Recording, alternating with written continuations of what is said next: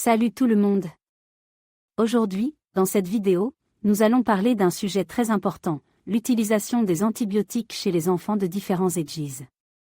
Je vais vous expliquer comment et à quelle fréquence il est recommandé de donner des antibiotiques aux enfants, en fonction de leur âge. De plus, nous aborderons les dommages potentiels que ces médicaments peuvent causer à leur organisme. Restez avec moi pour en apprendre davantage sur ce sujet crucial pour la santé de nos petits bouts de chou.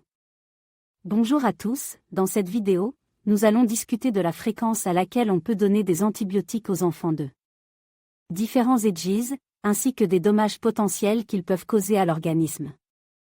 Pour les enfants en bas âge, il est essentiel de suivre strictement les recommandations du médecin en ce qui concerne la fréquence et la durée du traitement antibiotique. En général, les antibiotiques ne doivent être administrés que si c'est absolument nécessaire, et la posologie doit être respectée scrupuleusement pour éviter tout risque de résistance aux antibiotiques. Pour les enfants d'âge préscolaire, la fréquence des antibiotiques dépendra de la maladie traitée et de la gravité de l'infection. Il est important de ne pas interrompre le traitement prématurément, même si l'enfant semble aller mieux, car cela pourrait favoriser le développement de bactéries résistantes. Chez les enfants d'âge scolaire, les antibiotiques doivent être administrés selon les indications du médecin, en respectant les doses prescrites et la durée du traitement. Il est crucial de ne pas donner d'antibiotiques sans ordonnance médicale, car cela pourrait entraîner des effets secondaires indésirables et contribuer à la résistance aux antibiotiques. Pour les adolescents, il est important de sensibiliser à l'importance de l'utilisation responsable des antibiotiques. La fréquence et la durée du traitement doivent être strictement suivies, et il est essentiel de ne pas partager ces antibiotiques avec d'autres personnes ou d'utiliser des restes de traitements précédents. En conclusion, la fréquence à laquelle on peut donner des antibiotiques aux enfants dépend de divers facteurs, notamment l'âge de l'enfant, la maladie traitée et les recommandations médicales. Il est crucial de respecter les doses prescrites et la durée du traitement pour éviter les effets secondaires indésirables et prévenir la résistance aux antibiotiques.